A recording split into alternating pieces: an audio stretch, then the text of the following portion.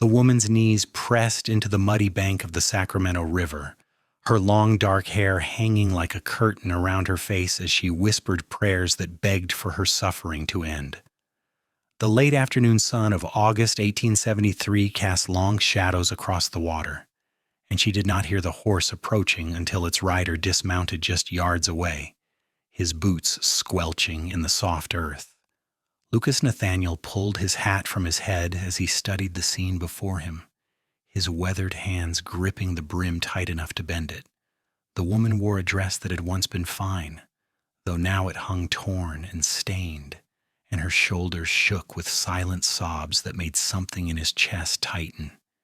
He had been riding from Sacramento back to his small ranch outside Concord when he spotted her, and every instinct told him to approach carefully, as one might a wounded animal. "Miss?" His voice came out rough from disuse, startling her. She lifted her face, and Lucas felt his breath catch. Even with tear tracks cutting through the dust on her cheeks, even with desperation etched into every line of her features, she was striking. Her green eyes were rimmed red, and there was a bruise darkening along her left cheekbone that made his jaw clench. "Leave me be," she said, her voice hoarse. "Please, just go." Lucas stayed where he was, his horse's reins loose in his other hand. "Can't do that, miss. Not with you looking like you might walk into that river and not come back out." Her laugh was bitter, broken. "And what concern is that of yours, stranger?" "Name's Lucas Nathaniel. I run cattle about 5 miles north of Concord." He took a cautious step closer. "And I reckon it's every man's concern when he sees a woman in distress." "There's nothing you can do." She turned back toward the water, her hands clasped so tight in front of her that her knuckles showed white. "There's nothing anyone can do. I have nowhere to go, no money, no family. He made sure of that." The way she said "he" made Lucas's blood run cold. He had seen enough in his 32 years to recognize the signs of a woman who had been through hell. The bruise on her face was only the most visible mark. He could see the way she held herself as if her ribs might be injured, and the careful way she moved suggested more damage hidden beneath her ruined dress. "You running from someone?" he asked quietly.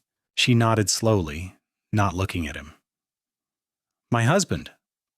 Former husband, I suppose, though I doubt the law would see it that way. Martin Fletcher was his name, a man who seemed charming when he courted me in Boston.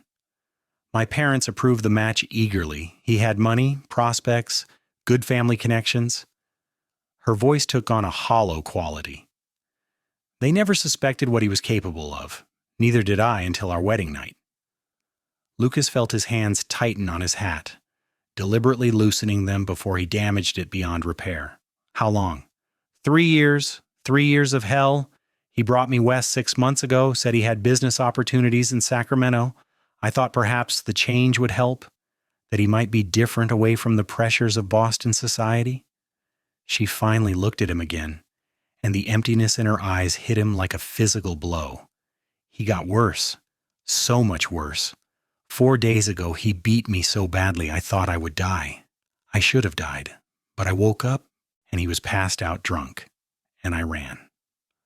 I took nothing but the clothes I wore and what little strength I had left. I walked for 2 days before catching a ride with a freight wagon heading this direction. The driver let me off at the edge of Concord this morning. I had nowhere to go, so I just kept walking until I found this river." "And then?" Lucas asked, though he thought he knew the answer. "And then I prayed, first for rescue, then for salvation, and finally for death.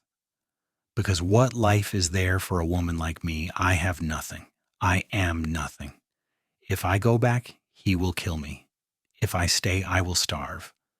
The law will not help me. Society will not help me. I am alone." Lucas was quiet for a long moment, watching the sun glint off the water. Then he settled his hat back on his head and extended his hand toward her. "You're not alone anymore. Come with me." She stared at his hand as if it were a foreign object. "You don't understand. I cannot pay you. I have nothing to offer." "Didn't ask for payment. I got a ranch, small but functional. I got a house that could use a woman's touch, if you'll pardon me saying so." More importantly, I got principles that won't let me leave a woman in need by a riverbank when I got the means to help. His brown eyes were steady on hers. I'm not asking anything inappropriate of you, miss. I'm offering honest work if you want it, and a safe place to stay while you figure out what comes next. Why would you do this for a stranger? Because someone did it for my sister once, years ago when she was in trouble. Man named Joseph Wright gave her work in his store when she had nowhere else to turn, asked nothing but honest labor in return. She's doing well now, married with kids of her own. I always figured if I got the chance to pay that kindness forward, I would. He kept his hand extended. So what do you say? You can stay here and let the river take you, or you can come with me and see if maybe life has more to offer than you think. Maria Fletcher looked at his hand for what felt like an eternity. This man, this stranger, was offering her something she thought had been lost forever: hope. It terrified her more than the river had. Hope meant the possibility of more pain, more disappointment, more suffering. But as she looked into Lucas Nathaniel's weathered face, she saw nothing but genuine concern and honesty. Slowly, her trembling hand reached for his. His grip was warm and strong without being crushing, and he helped her to her feet with a gentleness that brought fresh tears to her eyes. Her legs nearly buckled. She had not eaten in 2 days, and he steadied her with a hand at her elbow. When did you last have food? He asked. 2 days ago. The wagon driver shared some bread and cheese. Lucas muttered something under his breath that might have been a curse, then guided her toward his horse. Can you ride? I used to, back in Boston, but not like this, not in my condition. You'll ride with me then, hold on tight. He mounted first, then reached down and lifted her up in front of him with surprising ease. She tensed at the contact, and he felt it. I got you, miss. You're safe now, I promise you that. Maria wanted to believe him, but trust had been beaten out of her over 3 long years. Still, as his arms settled carefully around her waist to hold her steady, and his horse began the gentle walk toward Concord, she found herself leaning back against his solid warmth. He smelled of leather and sage and honest work, so different from Martin's cologne and cigar smoke. When was the last time she had felt safe? She could not remember. The ride to Lucas's ranch took nearly an hour, and Maria dozed despite herself. Exhaustion finally overwhelming fear. She woke when the horse stopped, blinking in confusion at the modest house before them. It was a simple structure, wood and stone, but well maintained. There was a barn nearby and corrals holding a dozen cattle. The land stretched out golden and rolling in the evening light, and the air smelled of dry grass and wildflowers. It's not fancy, Lucas said as he dismounted and then helped her down, but it's solid and it's safe. Come inside and I'll get you something to eat. The interior of the house was as practical as its owner seemed to be. There was a main room with a stone fireplace, a kitchen area with a cast iron stove, and 2 doors that presumably led to bedrooms. Everything was clean but sparse, decorated with only the necessities. Maria stood awkwardly in the middle of the room while Lucas moved to the kitchen and began pulling items from the cupboard. Nah, sit, he said, gesturing to the table. You look about ready to fall over. She sat, watching as he worked with the efficient movements of a man long accustomed to caring for himself. Within minutes, he had bread, butter, cold chicken, and pickles laid out, along with a glass of water from the pump. The sight of food made her stomach clench painfully. Eat slow, he advised, sitting across from her. I know you're hungry, but if you haven't eaten in days, going too fast will just make you sick.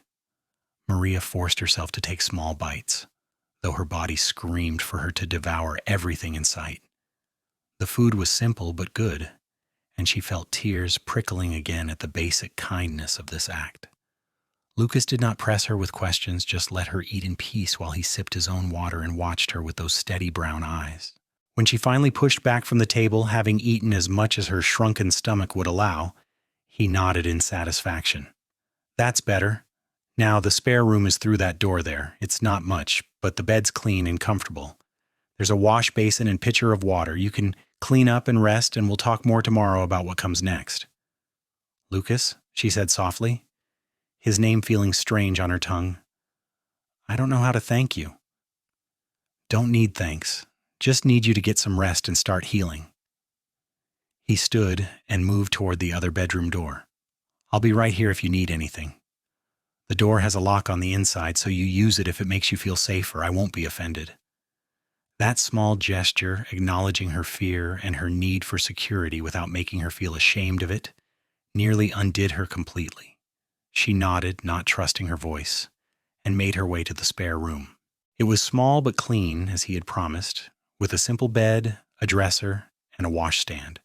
There was even a mirror on the wall, though when she caught sight of herself in it, she wished there wasn't. The woman staring back at her was a ghost. Her face was gaunt, the bruise vivid against her pale skin. Her dark hair was a tangled mess, and her dress was beyond salvation. She looked like what she was, a woman who had been to hell and barely clawed her way back. For a moment, standing there in the dim light of the small room, Maria felt the despair rising again. What was she doing here? What made her think she could start over? But then she remembered the warmth of Lucas's hand helping her up from the riverbank, the steadiness in his voice when he promised her safety, and the careful way he attended to her needs without asking anything in return. Maybe, just maybe, the prayers she had whispered by the river had been answered, just not in the way she had expected. She locked the door, washed as best she could with the pitcher of water, and collapsed onto the bed, still wearing her ruined dress. Sleep came almost immediately, deep and dreamless, in a way it had not been for 3 years. When Maria woke, sunlight was streaming through the small window, and for a moment she could not remember where she was. Then the events of the previous day came rushing back, and she sat up quickly, wincing at the pain in her ribs. The sound of movement in the main room told her Lucas was already awake. She opened the door cautiously and found him at the stove, cooking what smelled like bacon and eggs. He glanced over at her and offered a small smile. "Morning. Hope I didn't wake you. I'm usually up with the sun." "What time is it?" "A bit past 7. I already did the morning chores, fed the animals, checked the fence line, figured you could use the sleep." He plated the food and brought it to the table. "Come eat. You need to keep your strength up." Maria sat, overwhelmed again by the simple domesticity of the scene. When was the last time someone had cooked breakfast for her without expecting something in return? She could not recall. As she ate, Lucas watched her with a thoughtful expression. "I've been thinking," he said finally. "If you're willing to work, I could use help around here. The house needs proper tending. I'm not much for housekeeping beyond basic cleaning. The garden needs work. And I'm going to be honest with you, Maria. May I call you Maria?" She nodded, realizing she had never actually told him her first name. He must have remembered it from when she spoke of her husband. "I'm going to be honest with you. If your husband comes looking for you, you being here as my housekeeper gives you a measure of protection. It's a legitimate position, respectable work, and if he does show up, he'll have to go through me to get to you." The thought of Martin finding her made her hands shake, and she set down her fork. "He would kill you. He's not a man who tolerates obstacles." "I'm not easy to kill," Lucas said mildly, "and I know how to handle myself. But let's not borrow trouble. For now, you're safe here. The question is whether you want to stay." Did she want to stay? The old Maria, the Boston debutante who had dreamed of romance and adventure, would never have imagined herself as a housekeeper on a cattle ranch in California. But that Maria was gone, beaten out of her by 3 years of marriage to a monster. The woman she was now understood that survival mattered more than pride, that safety was more valuable than status. "I want to stay," she said quietly, "and if you'll have me. I can cook and clean and tend a garden. I can sew and mend. I'll earn my keep, I promise you that." "I believe you. Now, first things first. You need proper clothes. That dress is beyond saving, and you can't work in it anyway. My sister lives in Concord. I'll ride into town this morning and ask her to bring out some things for you. She's about your size, I think. In the meantime, you just rest and get your bearings. Explore the place if you like. You're free to go anywhere, do anything. This is your home now, at least for as long as you need it to be." After Lucas left for town, Maria spent the morning exploring her new surroundings. The house was larger than it had seemed the night before, with solid construction and good bones. The main room had potential, and she found herself mentally rearranging furniture and imagining curtains at the windows. The kitchen was functional, but could be better organized. The garden behind the house was overgrown with weeds, though she could see the remnants of what had once been organized rows. She was pulling weeds, her hands in the dirt, and her mind blessedly empty, when she heard horses approaching. Fear spiked through her, and she nearly ran before she recognized Lucas's tall form. A woman rode beside him, and as they drew closer, Maria could see the family resemblance the same brown hair, though the woman's was lighter and similar features, though more delicate. "Maria, this is my sister, Catherine Wright," Lucas said as they dismounted. "Catherine, this is Maria Fletcher, the woman I told you about." Catherine Wright had kind eyes and a no-nonsense manner that reminded Maria of Lucas. She carried a large bundle of fabric and approached with a warm smile. "Lucas told me you needed some help. I brought several dresses, undergarments, a nightgown, and some other essentials. We can adjust anything that doesn't fit right." Maria felt tears threatening again. She seemed to cry so easily now and blinked them back. "You're very generous. I don't know how I'll repay you." "Don't worry about that. Any friend of Lucas's is a friend of mine, and he told me you'd be keeping house for him. Lord knows this place needs a woman's touch." She glanced at her brother with affection. "He's hopeless at anything domestic beyond basic survival." "I can hear you," Lucas said mildly. "Good. It's the truth." Catherine turned back to Maria. "Let's get you inside and see about these clothes. Lucas, make yourself useful somewhere else." He tipped his hat and headed toward the barn, leaving the women alone. Catherine led Maria inside and laid out the clothes on the table. There were 3 dresses, one brown, one dark blue, and one of faded floral pattern, along with petticoats, chemises, stockings, and a nightgown. There was even a bonnet and a shawl. "These are too much," Maria protested. "Nonsense. I have more than I need and you need them now. Go try them on and let's see what fits." Catherine's voice was gentle but firm, and Maria found herself obeying almost automatically. The dresses fit reasonably well with minor adjustments, and the feel of clean clothes against her skin was almost overwhelming. When she emerged from the bedroom wearing the brown dress, Catherine nodded in approval. "Much better. Now sit down and let me do something about your hair." As Catherine's gentle hands worked through the tangles in Maria's hair, the older woman spoke quietly. "Lucas told me a bit about your situation, not everything, I'm sure, but enough. I want you to know that you're safe here. My brother is the best man I know. He would never hurt a woman, and he'll protect you with his life if it comes to that." "Why is he doing this?" Maria asked, her voice barely above a whisper. "He doesn't know me. I'm nothing to him. You're a person in need, and that's enough for Lucas. He's always been that way, even as a boy. He can't stand to see suffering if he has the means to prevent it." Catherine's hands stilled for a moment. "And between you and me, I think he's been lonely out here. Our parents died 5 years ago, and he threw himself into building this ranch. He works hard, but he doesn't let people in easily. Maybe you'll be good for each other." Maria did not know what to say to that, so she stayed silent while Catherine finished with her hair, plaiting it into a neat braid that hung down her back. When she looked in the small mirror Catherine produced from her bag, she barely recognized herself. She looked almost respectable again, almost human. Catherine stayed for lunch, and the 3 of them ate together at the kitchen table. The conversation was easy, mostly Catherine telling stories about Concord and the people who lived there, and Lucas interjecting occasionally with dry observations that made his sister laugh. Maria found herself relaxing in a way she had not in years, the knot of tension in her shoulders gradually loosening. After Catherine left, promising to visit again soon, Maria began her work in earnest. She started with the kitchen, scrubbing surfaces and organizing supplies with a methodical focus that kept her mind occupied. Lucas came in occasionally, checking on her and bringing in fresh water from the pump, but mostly he left her to it. By the time darkness fell, the kitchen gleamed, and Maria felt the first stirrings of something like satisfaction. She had accomplished something today, made a visible difference in her surroundings. It was a small thing, but it mattered. That night, Lucas cooked again, he insisted, saying she had worked enough for her first full day, and they ate in companionable silence.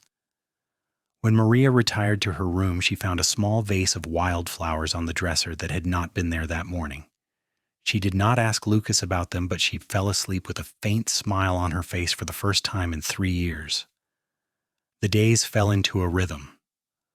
Maria rose early and threw herself into the work of transforming the house. She scrubbed floors and windows, organized cupboards, mended clothes, and coaxed the garden back to life. Lucas worked the ranch, tending his cattle and fixing fences and doing the 1,000 small tasks required to keep the place running.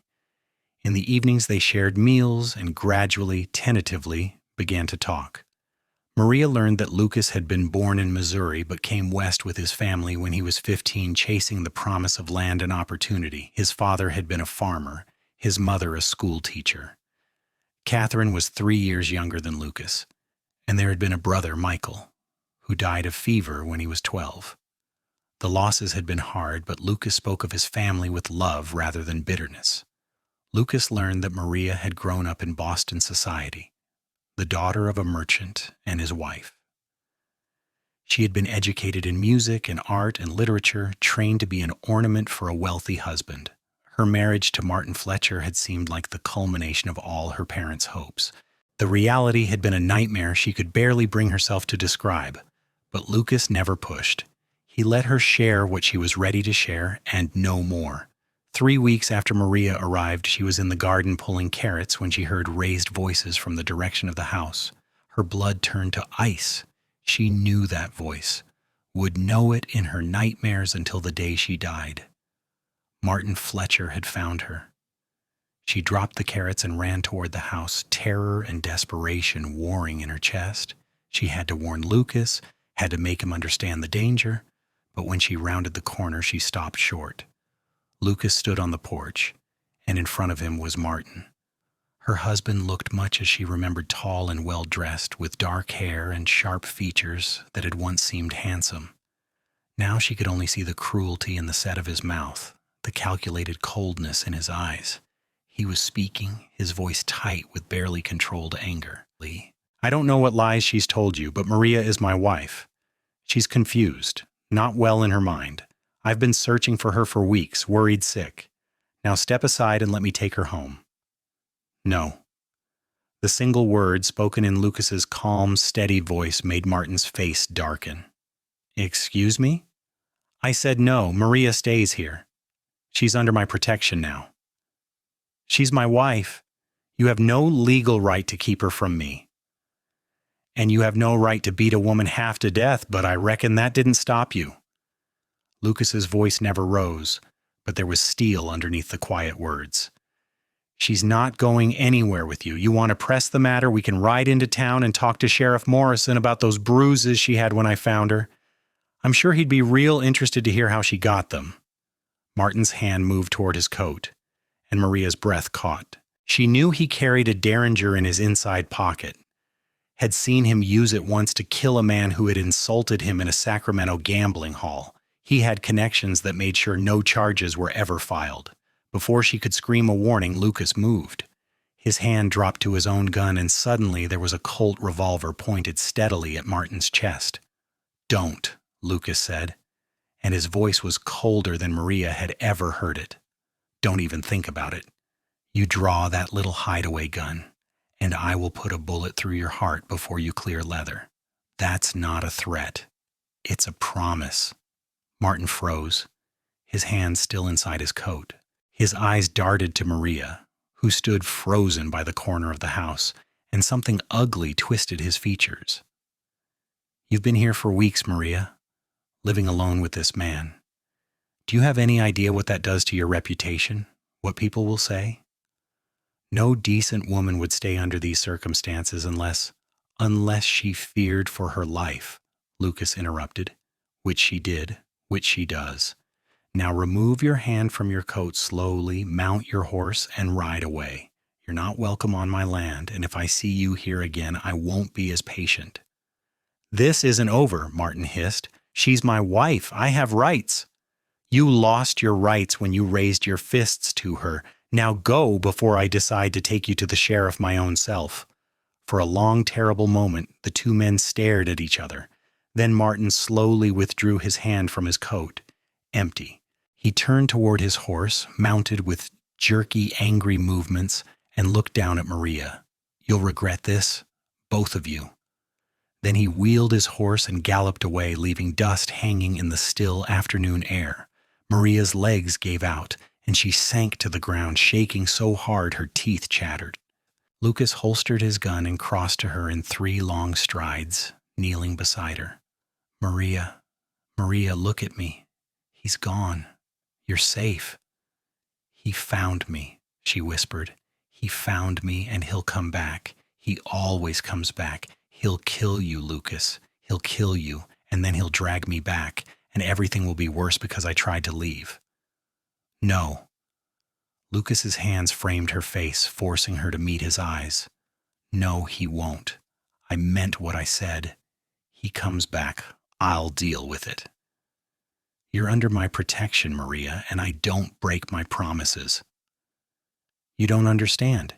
He has money, connections. He can hire men to do things he won't dirty his own hands with. He's dangerous in ways you can't imagine." "Then we'll be ready. Come on, let's get you inside." He helped her to her feet and guided her into the house. Her shaking would not stop, shock setting in as the confrontation finally registered. Lucas made her sit at the table and brought her water, which she sipped with trembling hands. He sat across from her, his expression grave. "Maria, I need you to tell me everything about him. His resources, his connections, what he's capable of. If he's going to come after us, I need to know what we're facing and dossier." So she told him. She told him about Martin's family wealth, built on shipping and trade. She told him about the business partners in San Francisco and Sacramento, the politicians who owed him favors, the rough men he sometimes hired for jobs that needed doing quietly. She told him about the man in the gambling hall, shot over an imagined insult, and how Martin had walked away without consequences. She told him about the servants who disappeared when they witnessed his rages, paid off, or threatened into silence. Lucas listened to all of it, his expression growing grimmer. When she finished, he was quiet for a long moment. Then he stood and moved to a cabinet, pulling out paper and a pen. "I'm writing to the sheriff and to Catherine's husband, Joseph. He knows people, has connections of his own from his business. We'll make sure there's a record of what's happened. Witnesses who know the truth. Fletcher wants to play dirty. We'll make sure the law knows exactly what he is. The law won't help me. I'm his wife. I'm his property in the eyes of the law. Maybe in some places, but Sheriff Morrison is a fair man. And even if the law won't act, public opinion matters. If everyone in Concord knows what Fletcher did to you, knows he's dangerous, it gets a lot harder for him to move against us without consequences." Lucas looked at her across the table. "I won't let him take you, Maria, whatever it takes." The certainty in his voice, the absolute conviction, made something crack open in Maria's chest. When was the last time someone had stood up for her, protected her, believed her? She could not remember. The tears came then, hot and fast, and she buried her face in her hands. She felt Lucas move, felt his hand rest gently on her shoulder. "It's all right, you're safe here. I promise you, you're safe." Maria wanted desperately to believe him. Over the following days, Lucas made good on his promises. He rode into Concord and spoke with Sheriff Morrison, laying out everything Maria had told him. The sheriff, a gruff man in his 50s with a reputation for fairness, listened gravely and promised to keep watch for any trouble. He also suggested that Lucas file a formal complaint about the threats Martin had made, creating an official record. Joseph Wright, Catherine's husband, proved to be a valuable ally. He ran the general store in Concord and knew everyone for miles around. Within days, the story of Maria's situation had spread through town, and public sympathy swung firmly in her direction. Women who had never met her spoke of the tragedy of an abused wife, and men muttered darkly about cowards who hurt women. It would not stop Martin if he was truly determined, but it made the situation more complicated for him. Lucas also took more practical precautions. He taught Maria to shoot, spending patient hours in the afternoon sun while she learned to handle his spare Colt. She was a poor shot at first, flinching at the recoil and unable to hit even a large target, but Lucas was a good teacher, calm and encouraging, and gradually she improved. The weight of the gun at her hip, once frightening, became oddly comforting. "I don't want to kill anyone," she said one afternoon after managing to hit a tin can 3 times in a row. "I don't want you to have to," Lucas replied, "but I do want you to be able to defend yourself if it comes to that. If Fletcher comes back and I'm not here, you need to be able to protect yourself long enough to get to safety or for help to arrive."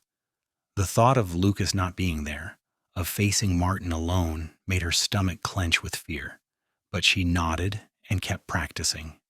As summer gave way to autumn, the crisis receded slightly. There were no more visits from Martin, no hired thugs appearing on the horizon. Lucas remained vigilant, but the tension gradually eased. The ranch work continued, and Maria threw herself into making the house truly comfortable. She sewed curtains for the windows, coaxed the garden into full production, and filled the pantry with preserved vegetables and fruits for the winter ahead. It was during this time that Maria began to notice the small things about Lucas that made him unlike any man she had ever known. The way he always thanked her for meals as if she were doing him a favor rather than earning her keep. The way he asked her opinion on decisions about the ranch, listening seriously to her suggestions. The way he never entered a room without announcing himself first, respecting her need for privacy and warning. The way he looked at her sometimes when he thought she was not paying attention. Something warm and careful in his gaze. She began to notice her own reactions, too. The way her heart would lift when she heard his horse approaching at the end of the day. The way she found herself taking extra care with meals, wanting to please him.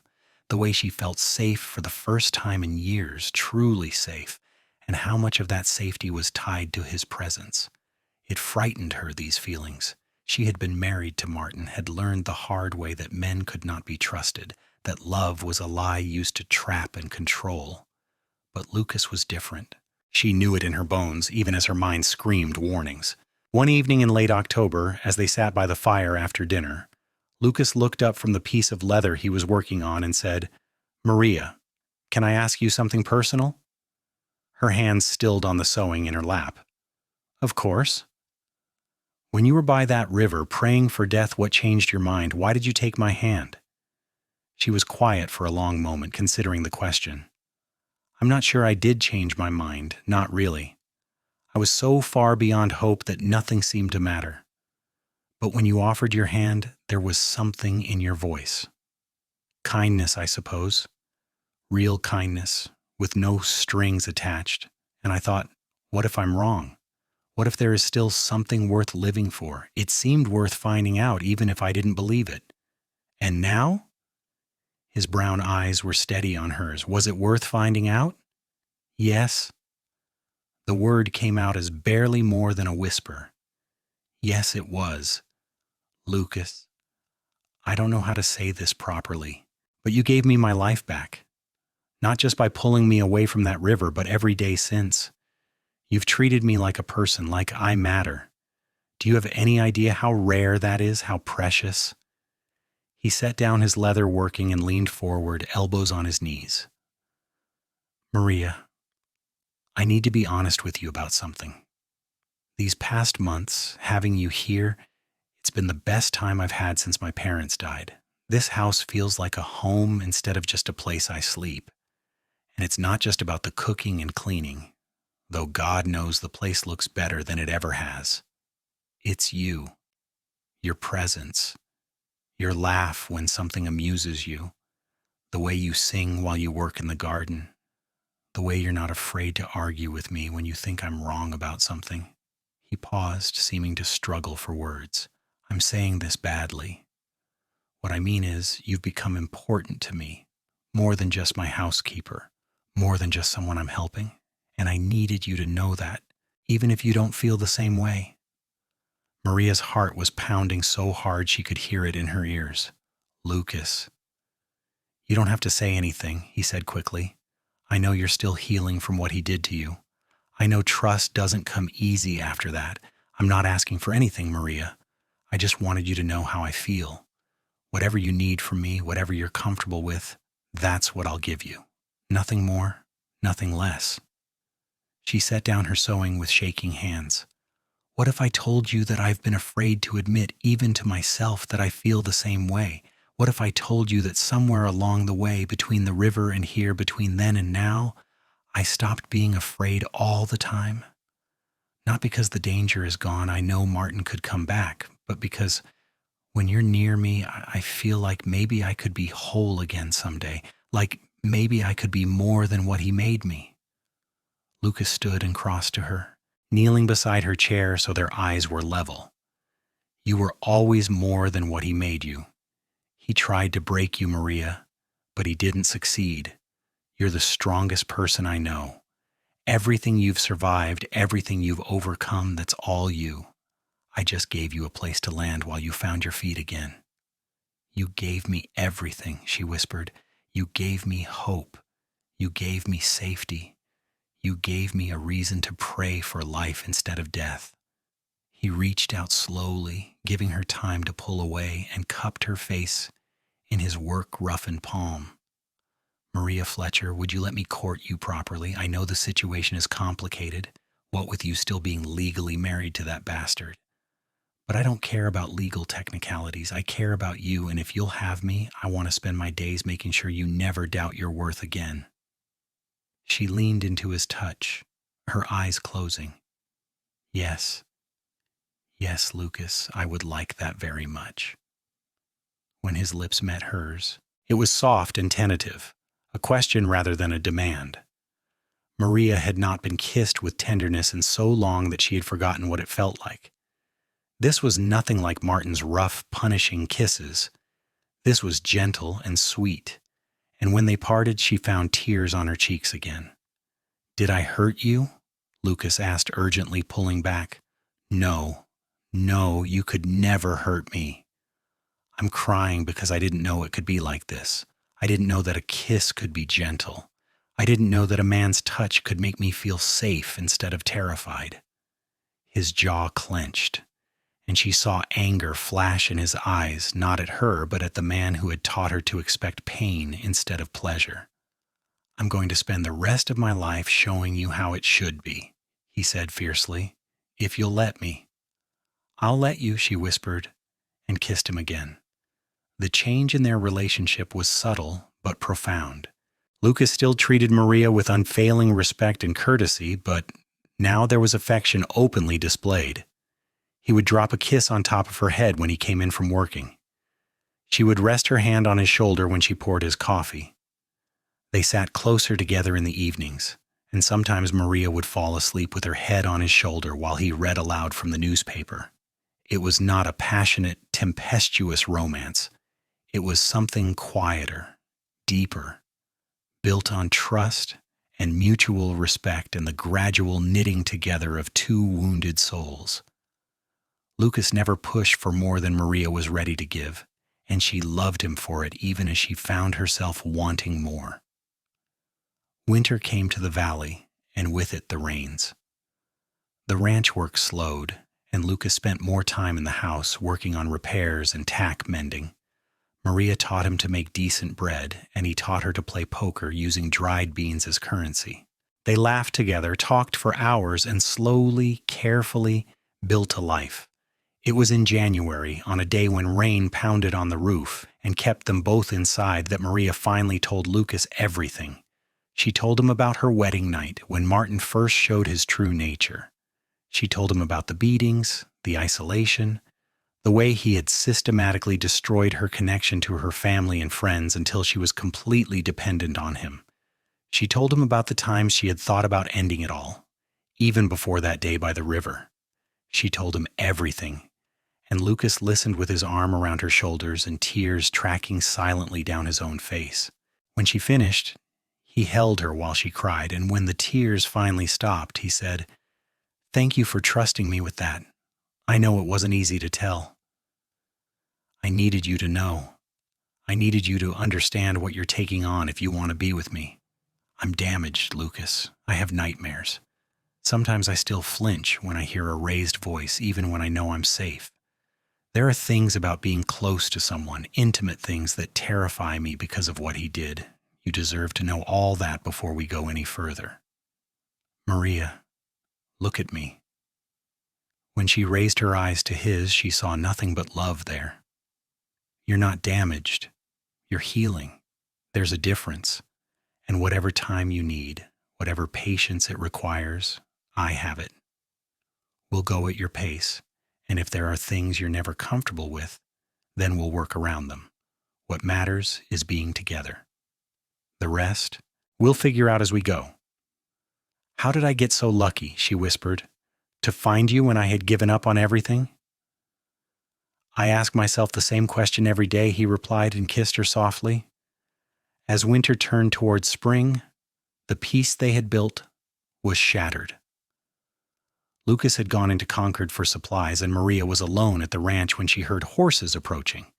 Her first instinct was to grab the colt from where it hung by the door, and she blessed Lucas for insisting she learn to shoot. 4 men rode into the yard, and Maria recognized the type even if she did not recognize the faces. These were the kind of men Martin hired for his dirty work, hard-faced and armed, the sort who would do anything for money. Her hands tightened on the gun. The lead man, a tall figure with a scar cutting through his left eyebrow, dismounted and approached the porch. Mrs. Fletcher, your husband sent us to bring you home. I'm not going anywhere with you, Maria said, proud that her voice did not shake. You're trespassing on private property. Leave now or I'll shoot. The man laughed. You won't shoot. Women don't have the stomach for it. This one does. Maria cocked the hammer. The click, loud in the still air. Lucas taught me well. Maybe I'll miss you at this distance, but maybe I won't. Are you willing to bet your life on it? The man's smile faded, and he exchanged glances with his companions. Fletcher said you might be difficult, said we were to bring you back by any means necessary. Now you can come peaceful, or we can do this the hard way, but either way you're coming with us. Maria's heart was pounding, but her hands were steady on the gun. She had faced death before by that river and survived. She would not go back to Martin, not while she had breath in her body. The only way you're taking me is over my dead body. That can be arranged, the scarred man said, and his hand dropped to his own gun. The shot that rang out did not come from Maria's gun or the scarred man's. It came from behind the group of men where Lucas had approached silently on foot, his rifle trained on the group. I wouldn't do that if I were you, Shaw, he said calmly. Maria, you all right? I'm fine, she called back, her gun never wavering from its target. Good. Now, gentlemen, I'm going to give you one chance to ride away from here and forget you ever came. You don't take it, things are going to get unpleasant. The scarred man turned his horse to face Lucas, sizing him up. Fletcher's paying good money to get his wife back. You really think you can take all 4 of us? Don't need to take all 4. I just need to shoot you, and I'm guessing the others will reconsider their commitment to this job real quick. Nobody pays enough to die for someone else's wife. Lucas's voice was conversational, but his rifle never wavered. What's it going to be? For a long moment, no one moved. Then, slowly, the scarred man raised his hands away from his gun. This isn't worth dying over. Let's go, boys. You tell Fletcher he comes after her again in any way, and I'll kill him myself, Lucas added, as the men mounted up. And that's not a threat, that's a promise. Now get off my land. The 4 men rode away, casting dark looks over their shoulders. Maria waited until they were out of sight before her legs gave out, and she sank onto the porch steps. Lucas was beside her in an instant, pulling her against his chest. I thought they were going to kill you, she gasped against his shirt. I thought I was going to watch you die, and it would be my fault for bringing this danger to you. Shh, I'm fine. We're both fine, but this settles it, Maria. We can't keep living like this, waiting for the next attack. We need to end this, once and for all. How? He's my legal husband. The law will always side with him. Not if you're widowed. Lucas's voice was grim. I'm going to Sacramento. I'm going to find Martin Fletcher, and I'm going to make sure he understands that if he ever comes near you again, it will be the last thing he does. No! Maria pulled back to look at him. No, Lucas, you can't. He'll have you arrested or killed. I can't lose you. I won't. And I can't live the rest of my life wondering when the next group of hired guns is going to show up. Wondering if one day I'll come home and find you gone, or worse. His hands framed her face. I have to stop him. Maria. It's the only way we'll ever be truly safe.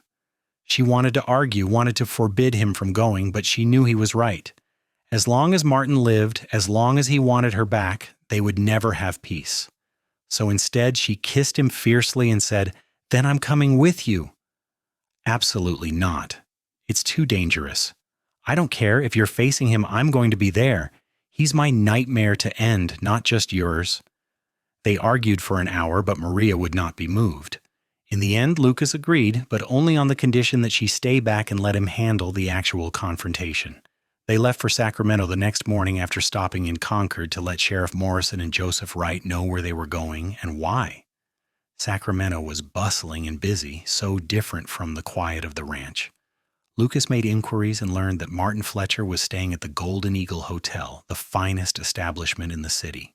He spent his days gambling and his nights drinking, apparently unconcerned that his hired men had failed to retrieve his wife.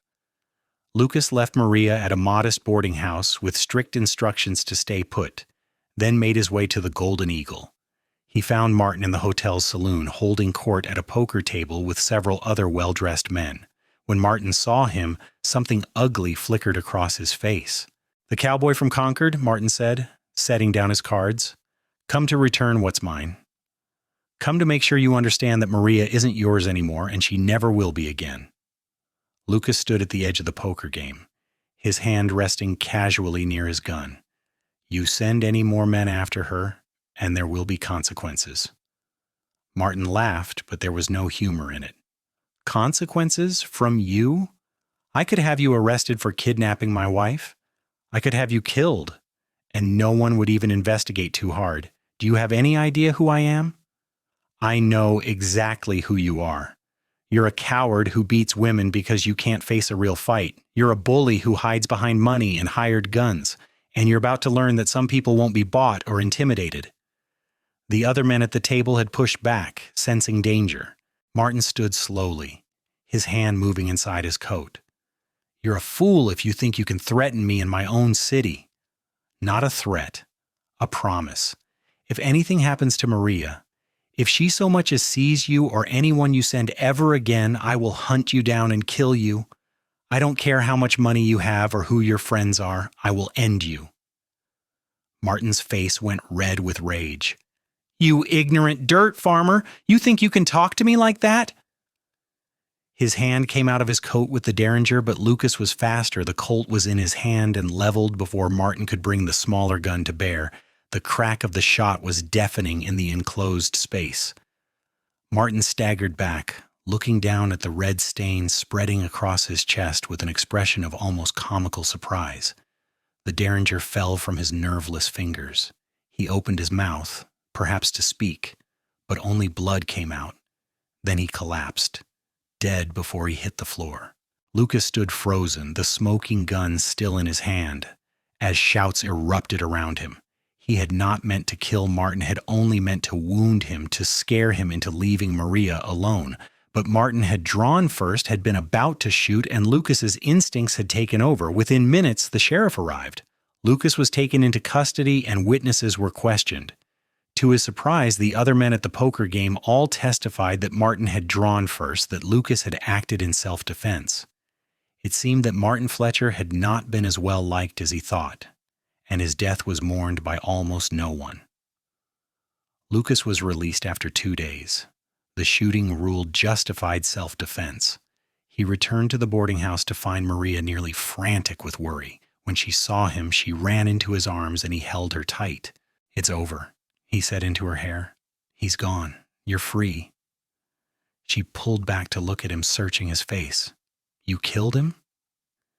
He drew first. I didn't have a choice. Lucas's voice was hollow. I never wanted to take a man's life, Maria, but I couldn't let him shoot me. Couldn't leave you alone and unprotected. I know, and I don't blame you.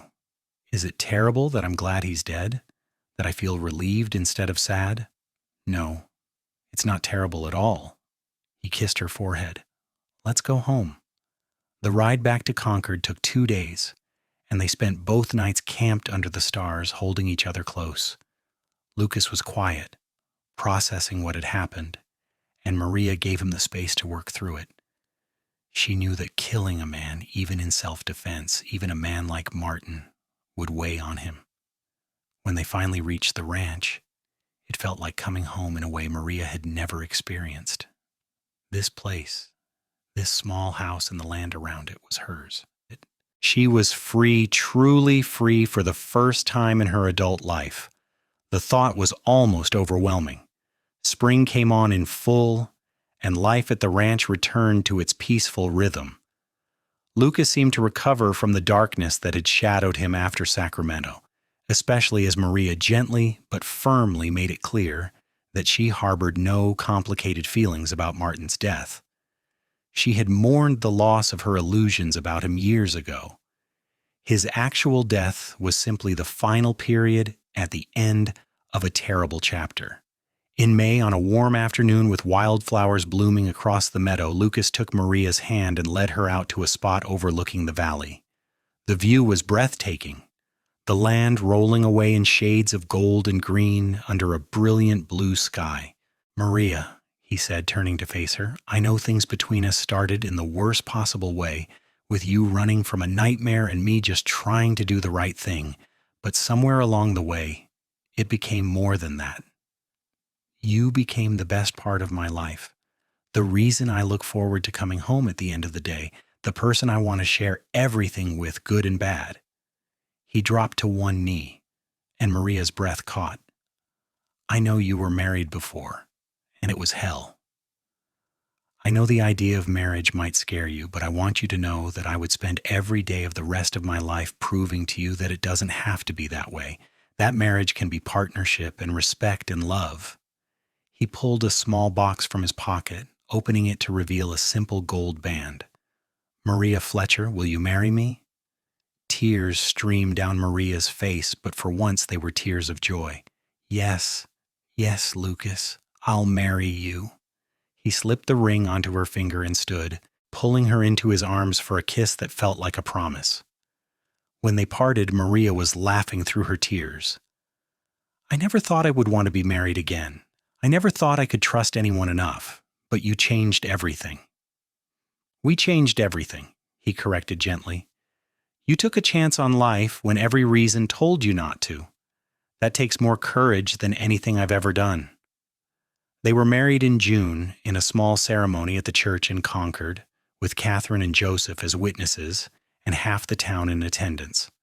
Maria wore a dress that Catherine had helped her make, white with tiny blue flowers embroidered at the collar and cuffs. Lucas wore his best suit, his hair neatly combed and his face shining with happiness. When the minister asked if anyone had objections, there was a moment of tense silence. Everyone knew the story of Martin Fletcher and his death, but no one spoke. And when the minister pronounced them husband and wife, the church erupted in applause. The wedding night was tender and careful, with Lucas taking every precaution to make sure Maria felt safe and cherished. They had talked extensively about her fears, about the terrible things Martin had done, and Lucas had promised to be patient. That patience was rewarded with Maria's trust, and as the night wore on, she discovered that physical intimacy could be beautiful when it was built on love and respect. I love you, she whispered afterward, her head on his chest and his arm around her. I love you so much, Lucas Nathaniel. I love you too, Maria Nathaniel, he replied, and she smiled at the sound of her new name. From that day by the river until my last breath, I will love you. The first years of their marriage were blissfully happy. Maria threw herself into making the ranch prosper, expanding the garden, and learning to help with the cattle. She discovered she had a knack for breeding and training horses, and soon they had a small side business selling quality mounts. Lucas built an addition onto the house, creating more space for the future he hoped they would share. In the spring of 1875, Maria discovered she was pregnant. The news filled her with equal parts joy and terror. She had never wanted children with Martin, had prayed they would never come because she could not bear the thought of bringing a child into that nightmare. But with Lucas, it felt like a gift. The pregnancy was difficult, especially in the summer heat, but Lucas was attentive and caring. He took over more of the household work, insisting Maria rest. Catherine visited frequently, sharing advice from her own pregnancies and helping prepare for the baby's arrival. In December, during a cold snap that had snow dusting the valley, Maria went into labor. Catherine and the midwife from Concord attended her while Lucas paced anxiously in the main room. The labor was long and hard, and there were moments when Maria thought she might not survive it. But as dawn broke on a crystal-clear morning, a baby's cry split the air. "It's a boy," Catherine announced, bringing the squirming bundle to Lucas. "A healthy baby boy." Lucas held his son with shaking hands, tears streaming down his face. When Maria was cleaned up and resting, he brought the baby to her. She took him carefully, marveling at the tiny, perfect features, the shock of dark hair, the strong grip of his little hand around her finger. "He's beautiful," she whispered. "What should we name him?" "I was thinking Michael, after my brother," Lucas said. "Michael Nathaniel, if that's all right with you." "It's perfect." Maria gazed down at her son, feeling a surge of love so powerful it almost hurt. This child, this precious life, was the final proof that she had been right to take Lucas's hand that day by the river. That life was worth fighting for, worth living. Michael was a happy baby, healthy and strong. He had his mother's green eyes and his father's stubborn chin, and he was doted on by everyone who met him. Catherine's children adored their new cousin, and the ranch house echoed with laughter and life in a way it never had before. As Michael grew from baby to toddler to little boy, Maria and Lucas's love deepened. They had the occasional argument, as all couples do, but they had learned to communicate, to listen to each other, to work through problems together. Lucas never raised his voice or his hand, and Maria gradually lost the flinch reaction that had been beaten into her. In 1878, their daughter was born a fierce little thing they named Sarah, after Lucas's mother. She had her father's brown hair and her mother's determination, and from the moment she could walk, she was into everything.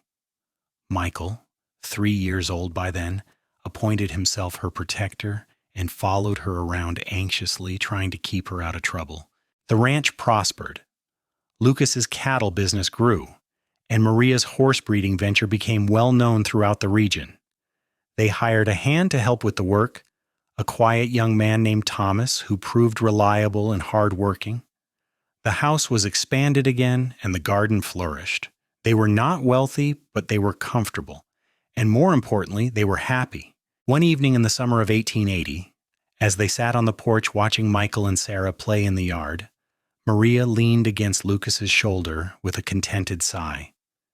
"Do you remember the day you found me by the river?" "Every detail," Lucas replied, his arm around her.